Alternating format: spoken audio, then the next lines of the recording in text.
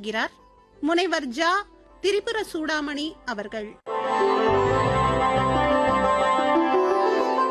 ஒருமுறை 5 விரல்களுக்குள் சண்டை வந்தது. யார் பெரியவர் என்ற தகராறு முற்றியது. கட்டை விரல், நான் குட்டையாக இருந்தாலும் நான் இல்லாமல் வேறு வேலையும் நடக்காது என்றது. வெற்றிக்கு என்னைத்தான் உயர்த்தி காட்டுகின்றார்கள் என்று பெருமை பேசியது. ஆள்காட்டி விரல், நான் தான் தீர்மானம் செய்வேன், நான் காட்டும் திசையில்தான் மற்றவர்கள் செல்ல வேண்டும் என்றது. நான் பிறரை ஆட்டி வைப்பேன் என்றெல்லாம் பேசியது. இதை பார்த்து சிரித்த நடுவிரல், நான் உங்களையெல்லாம் விட உயரமானவன், அது மட்டுமல்ல, நான் நடுநாயகமாக இருக்கிறேன், பெரும் புள்ளிகளை எப்போதும் நடுநாயகமாக வைத்திருப்பார்கள், ஆகவே நான் தான் முக்கியம் என்று தலைக்கணத்துடன் பேசியது. மோதிர விரல் இதை கேட்டு வரட்டு சிரிப்பு சிரித்தது. நீங்கள் எல்லாம் வீணாய் போனவர்கள், நான் மட்டும் பணக்காரன், மனிதர்கள் எனக்கு ராஜ மரியாதை கொடுப்பார்கள், தங்கம் வைரம் மற்றும் ரத்தினங்கள் பதித்த தங்க மோதிரங்களை என் மீது அணிவித்துதான் அழகு பார்ப்பார்கள் என்ற அகங்காரத்துடன் கூறியது. இப்படி 4 விரல்களும் பேசி சுண்டு விரலை ஆணவத்துடன் பார்த்தன. சுண்டு விரலுக்கு தான் சொல்வதற்கு ஒன்றுமில்லையே என்று துக்கம் தொண்டையை அடைத்து அழ ஆரம்பித்தது.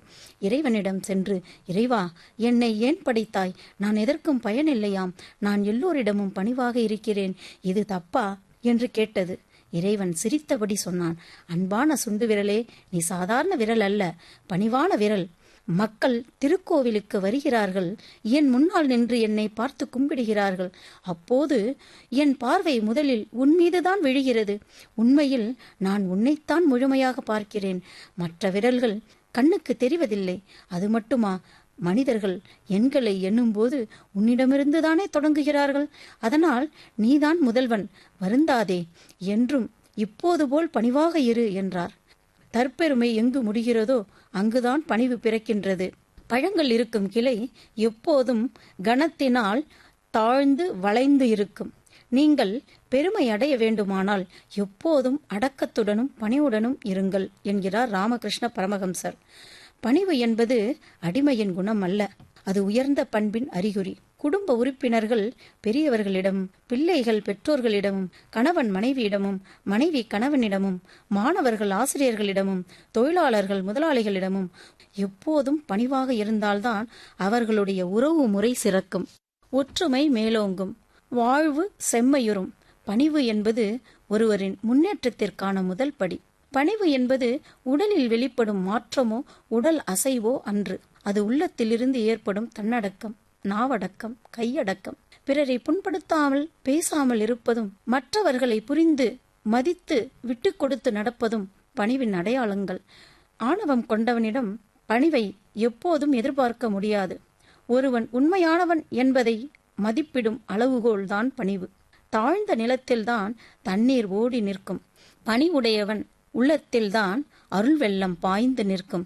புல்லை போன்று பணிவுடையவனாக இரு என்கிறார் கிருஷ்ண சைதன்யர். வள்ளுவர் இன்னொரு இடத்தில் சொல்வார், பணியுமாம் என்றும் பெருமை, சிறுமை அணியுமாம் தன்னை வியந்து. பணிவாக நடத்தல் என்பது எல்லோருக்கும் நன்மையானதாகும்.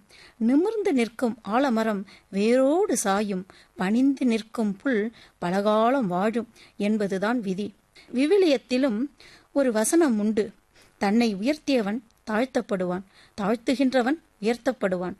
பணிவு என்னும் பண்பு எல்லோருக்கும் நலம் பயக்கும். ஏற்கனவே செல்வர்களாக இருப்பவர்களுக்கு அந்த பண்பு மேலும் ஒரு கிரீடமாக இருக்கும். எல்லாருக்கும் நன்றாம் பணிதல் அவருள்ளும் செல்வர்க்கே செல்வம் தகைத்து. பணிவுடன் இருப்போம், பலகாலம் வாழ்வோம்.